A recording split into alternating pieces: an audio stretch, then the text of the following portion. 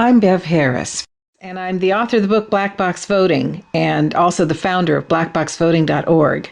My earlier work was featured in the Emmy-nominated HBO documentary Hacking Democracy. Now, in 2003, I found about 40,000 voting machine files. Among these files were the secret programs for the GEMS central tabulator, the central server, the master computer that controls what goes into every voting machine and what comes out of them. A couple years back, I shared these files with a Memphis programmer named Bennie Smith, and he has found what I would characterize as a master key to the GEMS master computers. Ready? Take. My name is Bennie Smith, and I'm born and raised in Memphis, Tennessee. I found something that it reeked when I first found it. But then the intrigue made me say, well, why is it there? Votes being counted as money. 16,034 votes and 0.3. Oh, wait a minute. You can divide up people. So the master computer can divide whole votes up into fractions, and we'll see what that can do to an election. This thing becomes God to determine who the sheriff will always be, who the district attorney will always be, who the mayor will always be. Contract signing authority belongs to whoever I decide the winner is going to be. There's a lot of assumptions being made by the public, and when you actually go out in the field and try to authenticate each step, it's very surprising, really. I'm tired of her camera being on me. I don't want her near me, okay? Nor this lady. In other words, we're not able to give them what they want at all. Hey. Watch what happens if you cap a candidate's results at 43% or any percent.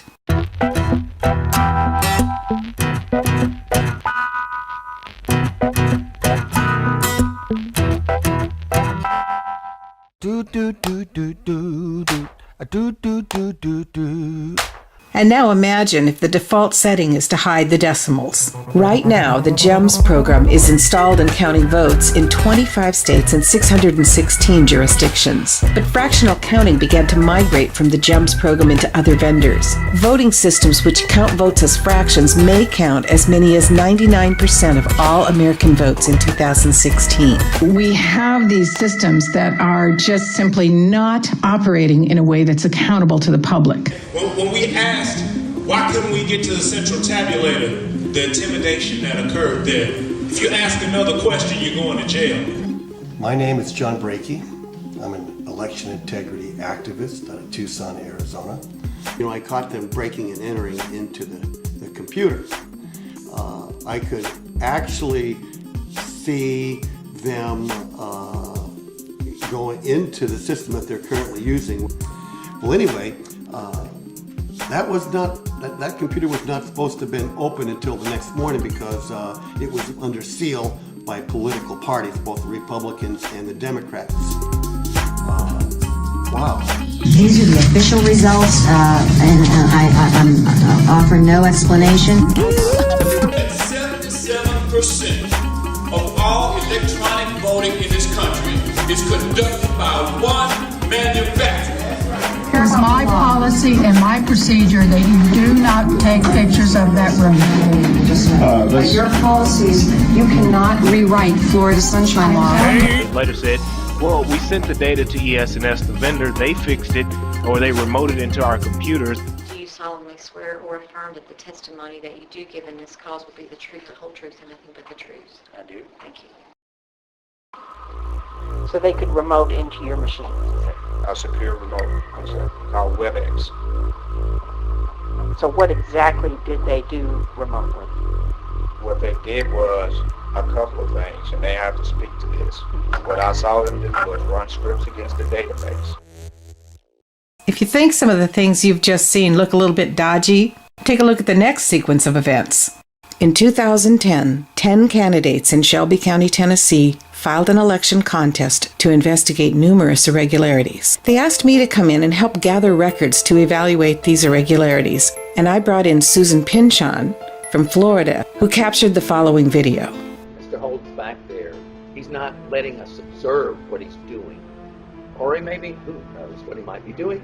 But the whole idea is that we are supposed to be able to look at what was on the server, all the files, all the information. Right now, let's go ahead and get started doing the inspections. Okay, I'm just going to film where they are in there. The door to the tabulating room has been closed, and the two Presley brothers are in there without any observers whatsoever, and that is not okay. Don't record him. They ask you not to. Yeah, no, I'm not getting any faces. I'm going to. I'm not getting people. They're switching out computers. They just took one in, and now they're taking another one out. I wonder why would a PC go outside? They're taking computers out of the building. The guy with the PC is now walking away. This is unbelievable. Yep, and they pulled right up. Look at this. They've got the car right up to it so that you can't see the license plate.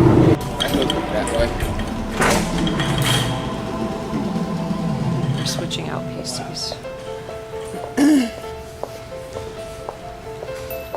Out it goes.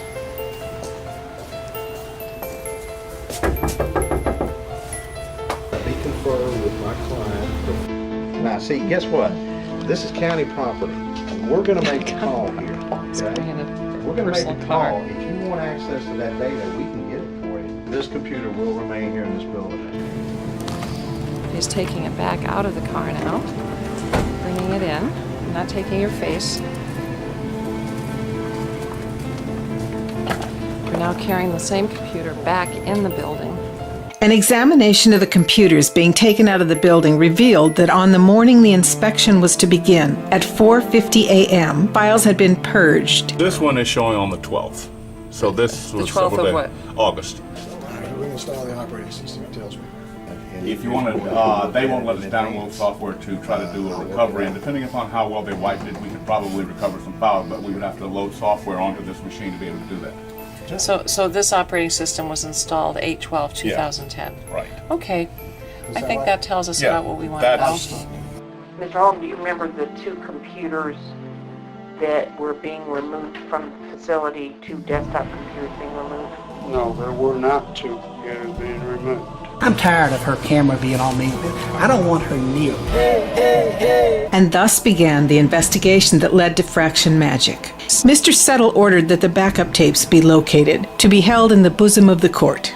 Mr. Settle was replaced, and a different judge heard the case. The backup tapes were not provided until the day of the trial, and they were encrypted and could not be accessed. The judge dismissed the case. In 2011, some volunteers extracted the files. I then shared them with George Monger, who had by then become an elections commissioner. In 2014, following more election irregularities, George Monger brought Bennie Smith in to see what he might find in the Shelby County files.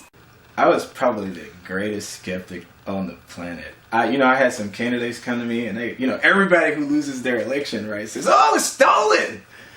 Yeah, right. So, I really grappled with how impossible a task it would be. So I had to, lay out the framework. I had to, say, in order for this to succeed, these things have to be present. So when I started out, I was like, this is a long shot. There's no way. So I had to think first like a person who wanted to take an election.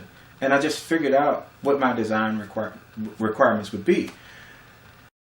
He then examined the files to see if they contained the unique features for what he believed would be the most effective way to alter results. The absolute feature that I needed was decimals. And after having that, any amount of precision was available to me. So having access to decimals allows you to perform in finance what they call an allocation. There is one variable that nobody can predict. How many people are going to walk into a polling place? You can't know, so you have to decide how much they're going to get. You have to be sometimes in line with what polling data is saying. If it's a close race, you have to make it close. When I started looking around inside of it, I found something that it reeked. The feature was a database designation to let the total votes be treated like you see money. So it allows, the term is called double, but it allows for decimal precision. So any number of decimal places between 1 and 2 are there. Any number of decimal places between 0 and 1 are there, should you decide to use it. In short, it's like having the ability to say that a vote is not a whole number. Today I'm going to demonstrate that elections can be manipulated.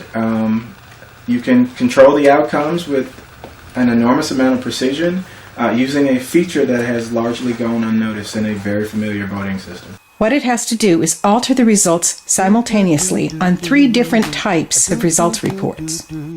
So what does an elections person see when they are in their office on election night? The election summary report is going to give us what the election totals are by candidate. The precinct level report is called a SOVC, or Statement of Votes Cast. But the main thing that everybody else sees, they're going to see this guy right here. Most people are speeding through all of the races. They just want to go to the race to see who won. So I'm coming in. If I'm for Willie Harrington, I'm like, oh my God, he got baptized, right? Uh-oh. Do I know this is real? Well, it depends. It depends on who you are, right? I'm a little skeptical, right? It absolutely. Now, how much of this did you make up? Was this there already? Or did you just make the app that finds it? There's one more thing I need to show you before we do the quick demo. There are 2 screens you're going to see, which are the overlay that Bennie Smith developed, which would be invisible when Fraction Magic is running. The first one looks like this to enter a password to access Fraction Magic. And the other one looks like this. It retrieves information from whatever county it's in, so that the user can input their desired percents. So magically a screen appears. I'm going to bring up Shelby County, because that's the one that we were just doing. It latches itself on, and then it starts showing me all the available races. So I say I want to influence Congress, right? So it says to you what races are available. I choose it, then I can select options. It brings up this form, and here is where the magic happens, where I can decide to unerring precision with n number of decimals how I want to influence early voting, absentee ballot, at the polls. What is that thing that says LOC over there? What are those? These are precinct locations. That's all you do. Then how long does it take to put all those things and make it work? How long does this thing take to execute? Is that? Yeah, it's about 10, maybe 4 or 5 seconds. 4 or 5 seconds? Yeah. Votes are going to come in incrementally. It's, we see on TV 1% reporting, 19% reporting. Yeah. What does it do? How does it deal with the fact, when do you execute this thing? You start it at the minute that the returns come in. Okay. It runs, and every time new totals come in, it then injects those percents automatically into the election results. Everything else is the actual GEM system, and the overlay that Bennie developed simply uses what's already in the system. I just created a pianist's accompaniment to use the features that were there. So I'm going to take a thumb drive out of my back pocket. We will enter Fraction Magic. What follows is a demonstration in real time. The footage is uncut and unedited. It shows the actual GEMS program that is used in elections right now with a real election database. You will see results change for U.S. Congressman Steve Cohen with every early vote, every absentee vote, and every polling place vote in every precinct in an 1,800-page detailed results report subjected to total domination within 20 seconds. This video captures a laptop computer screen, not enhanced or altered in any way. Following the real-time demo, we will zoom in to clarified still shots so you can see for yourself that this race succumbed to Fraction Magic.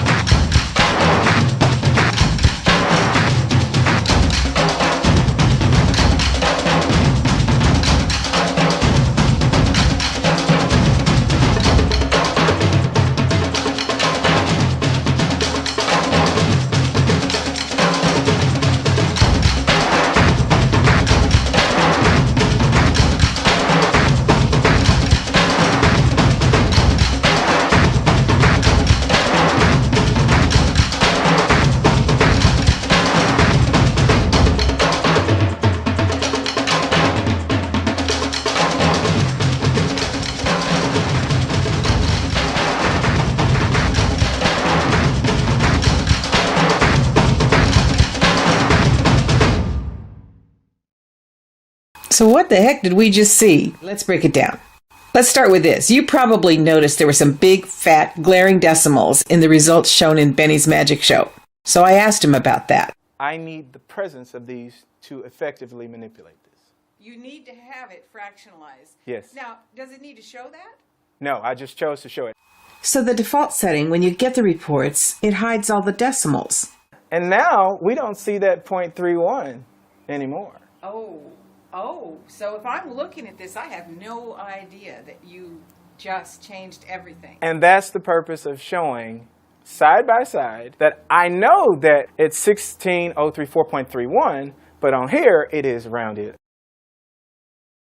And I can go into multiple counties. This is a fucking joke. This is Game of Thrones shit right here. Whoa. So don't you have to reprogram the thing? Because I mean, there's different races, there's different precincts. I don't see how that could work. No, so I'm going to show you what that looks like.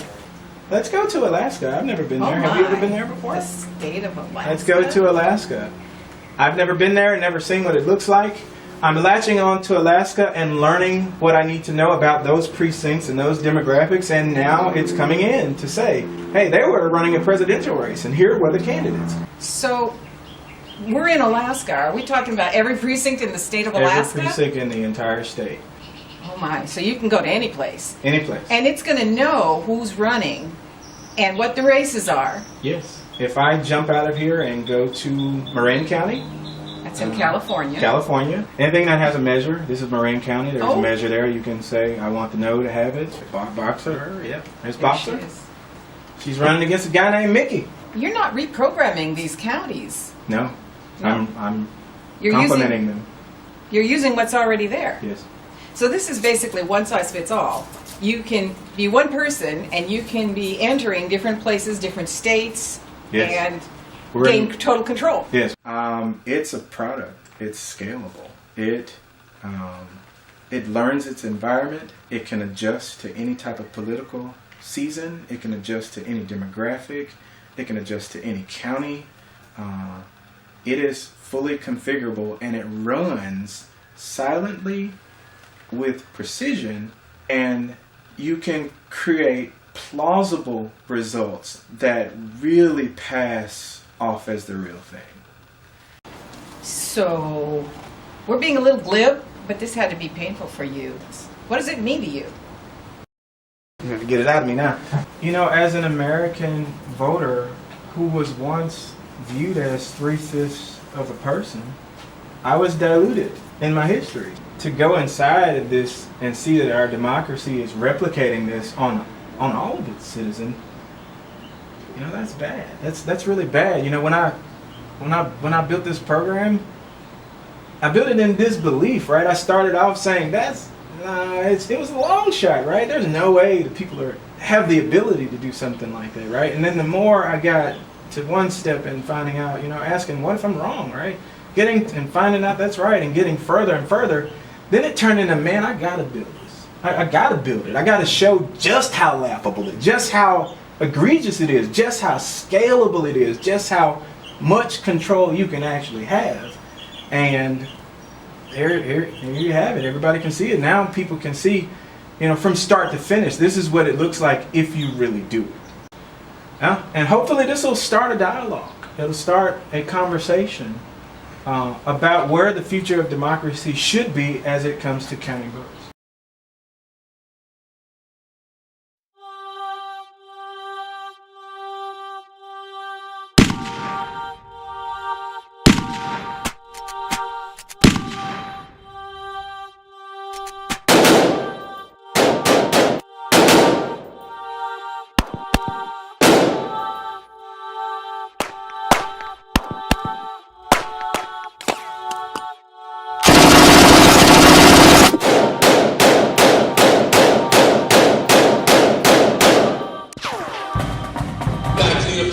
It's not just a Memphis problem. It's not just a black problem. It is an American problem.